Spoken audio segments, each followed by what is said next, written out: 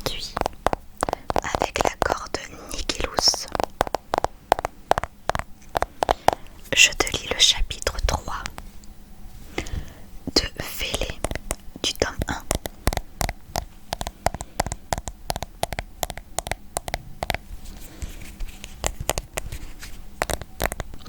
La dernière fois, je t'ai lu le chapitre 2 où Adam a donné un concert, donc avec les autres membres du groupe. Et à la fin du concert, il a revu son ex, donc Gemma. Et on va dire que ça s'est pas très bien passé. Et d'ailleurs, il me semble qu'il a fini par fuir et retourner à l'hôtel. Mais avant ça, il s'est mis à crier, comme quoi il n'en pouvait plus.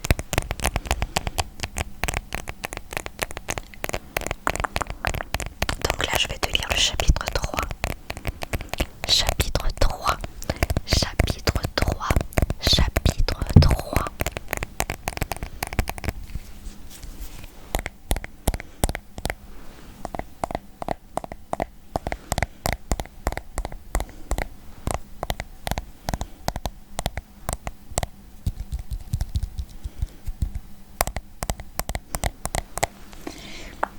Donc c'est parti. Chapitre 3. Chapitre 3. Chapitre 3. J'entre dans ma chambre. Je ferme derrière moi, empêchant Pino d'entrer. Je tourne en rond dans la pièce. Je veux m'arracher la tête. Arrête de penser, arrête de réfléchir, putain, me dis-je à moi-même. Pourquoi j'ai l'air si détaché et en même temps si touché par tout ce qui m'entoure? Je frappe un coup dans le mur, puis deux, puis un paquet de fois, tellement fort que mes phalanges se mettent à saigner. Je ne peux plus respirer. Je fais une crise d'angoisse, je le sens. J'ai des fourmis dans les doigts. Ça me monte le long des bras. Dans mes veines, ça a atteint mon cœur. Ma gorge se serre, mes poumons se déchirent. Je n'arrive plus à respirer. Je fouille mes poches et retourne toute la chambre, mais je ne retrouve pas mes cachets. Pino, je me souviens que Pino les a. Je hurle son prénom. Seul le silence me répond. Je m'adosse contre un mur. Je crie encore. Pino, Pino, Pino. Je pleure. Je serre mes poings afin de ne plus les sentir trembler. Je me gratte la peau jusqu'au sang avec mes ongles. J'ai la gorge vraiment en feu et aucun air n'y passe. Je suffoque. Soudain, j'entends une carte magnétique. Pino se précipite vers moi et me met deux cachets dans la bouche. Ensuite, une cigarette et l'allume. Je tire une longue bouffée. Bon Dieu, attends, me dit-il. Les médicaments agissent vite. Je me sens plus détendue au bout de 5 minutes. Je reprends mes esprits. Suis-je aussi défaillant que ce que j'en ai l'air? Cette femme va te rendre fou, Adam. Tu ne vois pas qu'elle l'a déjà fait, putain. Calme-toi, mon grand. Gemma ne viendra plus te voir. Je me couche sur mon lit. Le téléphone de Pino se met soudain à sonner et il sort de la pièce, me laissant à nouveau seule. Je repense à notre rencontre, Gemma et moi. Nous nous sommes rencontrés au NME Music Awards à Londres. Une cérémonie où Indo avait été nominé pour le prix de meilleur groupe britannique. Il y a de cela 1 an.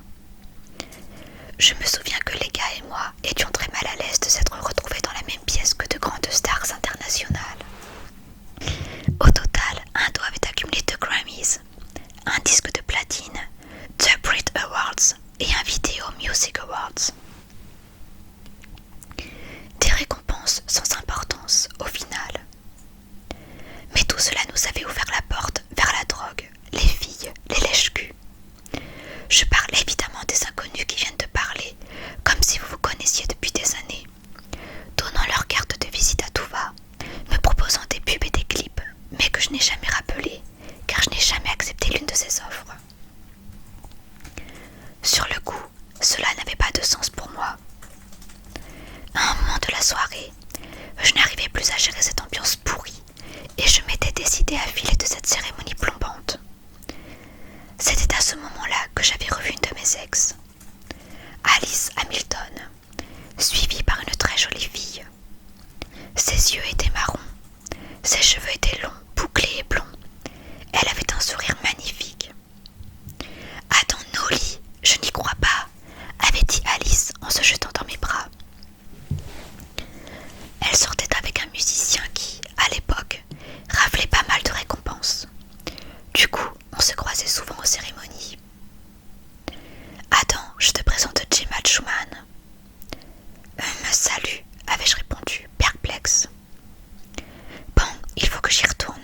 Je vous laisse faire connaissance. À plus, j'espère, beau mal. Là-dessus, elle avait fait un clin d'œil à Gemma et était partie. Gemma et moi étions restés silencieux un moment.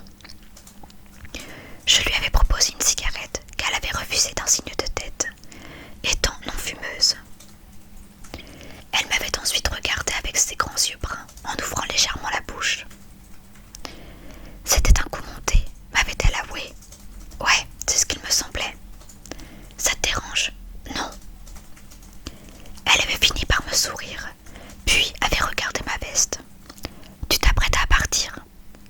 Tu crois qu'ils vont me jeter des pierres? Partons ensemble alors. En disant ça, elle avait braqué son regard dans le mien, déterminée. Au lieu de rentrer tranquillement à l'hôtel ce soir-là, j'étais partie en compagnie de Gemma. Nous avions beaucoup marché dans les rues les moins populaires de Londres, où nous avions acheté une bouteille de vin rouge italien dans un petit magasin sur le chemin. Quand on avait enfin trouvé un banc loin de tout, on s'était assis. Ah, il fait toujours si froid le soir à Londres, m'avait-elle demandé, grelottant dans sa jolie robe de cocktail noire. Prends ma veste. Je la lui avais déposée sur ses épaules dénudées. Merci Adam, m'avait-elle répondu, souriante. Alors ton groupe ne fonctionne pas trop mal, d'après ce qu'Alice m'a dit. Ouais, on a eu de la chance. À ce moment-là, elle avait glissé ses doigts dans ses cheveux afin de les remettre derrière son épaule. De la chance. Je dirais plutôt qu'ils ont enfin compris que vous aviez du talent. Sa phrase m'avait fait rire. Et toi, tu es mannequin, c'est ça? Elle prit une gorgée de vin avant de me donner la bouteille. Oui, mais j'aimerais percer dans le cinéma. J'ai grandi dans un petit village en Alabama. Ma mère me répétait sans arrêt que j'étais jolie et que je devais faire carrière dans le mannequinat ou le cinéma. J'ai choisi les deux. J'ai déjà tourné quelques pubs. Gemma s'était tournée face à moi et j'avais pu voir ses yeux pétiller. Elle avait vraiment quelque chose qui m'attirait, tout en elle m'attirait sur le moment. Allez, à toi, je veux savoir quelque chose sur toi. Quel genre de chose? Qu'importe, dis-moi la première chose qui te passe à l'esprit, m'avait-elle dit en haussant ses épaules frêles. J'ai commencé la musique très tôt. Quel âge? J'avais 10 ans quand je chantais et jouais dans les centres commerciaux et les cafés de Manchester. Et tes études alors? Avant de lui répondre, j'avais porté la bouteille de vin à mes lèvres.